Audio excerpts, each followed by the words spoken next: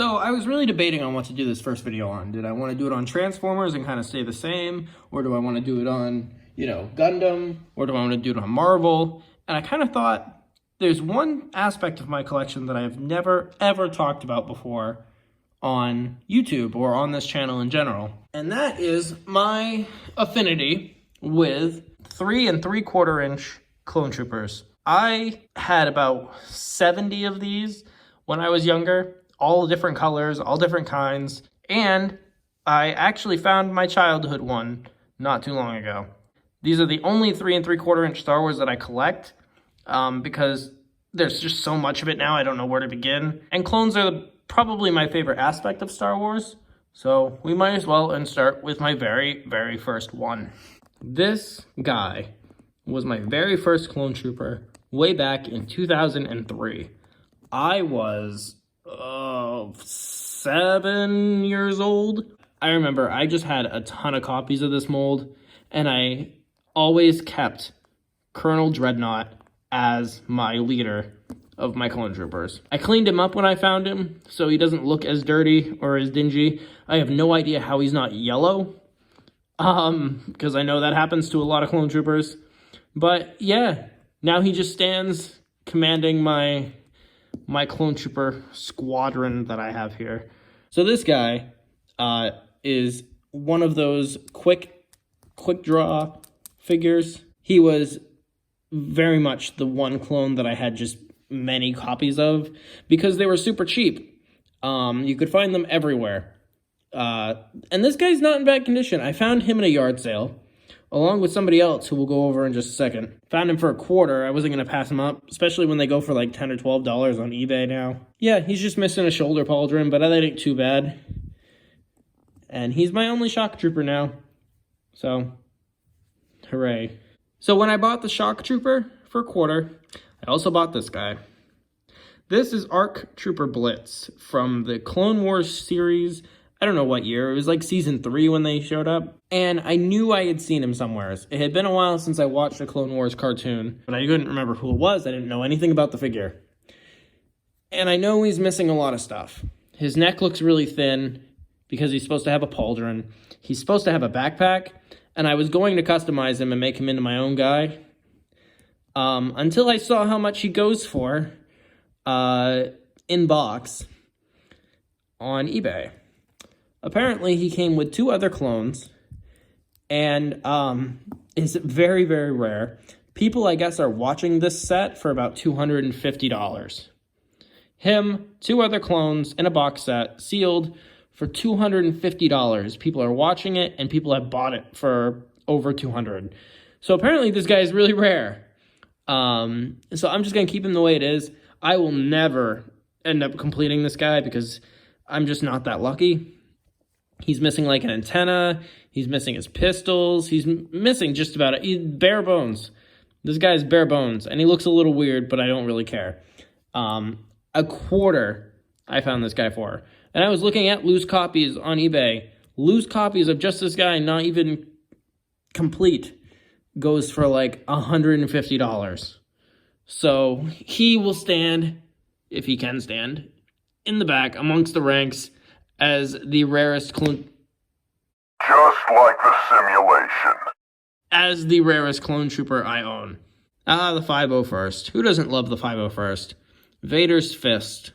This guy is a pretty weird mold. His lower torso is really articulated. He's one of the only clones from 2005 to have an outward at the hips.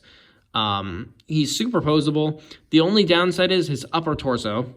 His arms are on swivels, or at least his elbows are on swivels.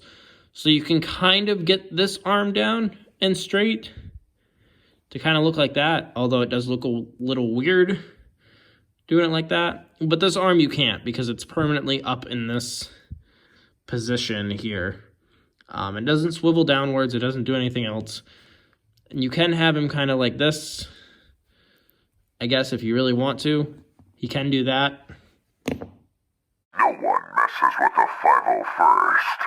He's got a removable helmet. Pretty nice face sculpt underneath. It looks like a 2005 Clone Trooper, that's for sure. Paint job's real nice too. He's got kind of some battle damage on him in a little bit. Looks nice. He looks really good. I just kind of wish that arm didn't pop out so much. But yeah, no, he always looks good standing behind a Colonel Dreadnought. This next guy is pretty middle of the road for me. I don't know how I feel about him, mainly because I don't know where he comes from. He's just a regular white Phase 2 clone trooper, but I really dig him, I think. I'm very middle of the road just because I don't know where he came from, but the articulation is great. He's got hip articulation, which is awesome, and he just looks good standing there. I wouldn't mind having more of this guy. Might as well talk about him now, get him out of the way. This is the Vintage Collection 212th Clone Trooper. He is not my favorite. This mold is very lanky, very skinny, very thin. Pose is okay, I guess, but he can't go out at the shoulders very much. His legs are kind of warped. They were warped out of the package. He came with a couple guns and like a droid arm for building a droid, I guess. He's really hard to pose. He always looks kind of hunchback to me. And his helmet is just way too damn big. Look at that. That helmet is way too huge. The reason it's so huge is because it's removable and he has a weird ass face underneath. Now, if they had just not put the head or made the helmet removable, you could have had a helmet that was decently sized and proportioned to the rest of the body, and it would have been fine. He would have looked really thin and really, starved, but he looks okay. He would have looked a lot better than he does. And he always has to have like this hunch. I can never seem to... I'll pose him straight, and then as soon as you touch him, he goes back to like this weird hunchback look. I always have mine running because I think that's the way he looks best. Just kind of running like that. Kind of running away or running towards something. But yeah, definitely my least favorite here, and that's saying a lot considering the last two that I'm going to go over. These guys are just super nostalgic for me, even though they're clearly the worst built here. Yes, the Vintage Collection guy is not very good, but these guys are in just a whole other ballpark. This is the 2002 Captain, I think. I think Captain is the red one, and the 2002 Pilot. The reason these guys are more well-liked than the 212 is because I have fond memories of them. They do not have a lot of posability. Their legs are sculpted at like this weird action pose angle, so you can't really do much with those. Especially this guy. This guy's just at like a permanent angle just because of the way he's built. So yeah, these guys don't do a whole lot. But they're probably the worst on the list, but in a list of my favorites, they're pretty all right, I guess.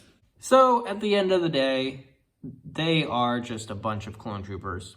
I really like these guys, and I'm really hoping to collect more. I really miss that feeling of having a small army of clone troopers, and I really miss having that wide variety of the different armor sets, the different legions, the different battalions, pilots and captains and soldiers and all that good stuff, and so many variations they had. My favorite was probably the 7th Legion. He's the guy with the polka dots. And that's why I liked him so much as a kid. But I would really like to one day army build those. These guys are really great, and these guys are a great start to what soon will be my Clone Trooper Grand Army of the Republic collection.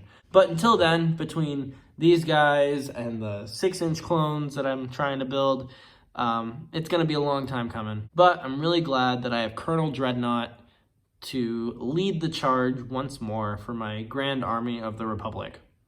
So this has been another video from Mateo Potato. Let me know what you guys think of this new style. Let me know what you think of these new kind of video formats. Like, subscribe, do whatever it is you guys do, and I will see you all in the next video. And until then, bye-bye.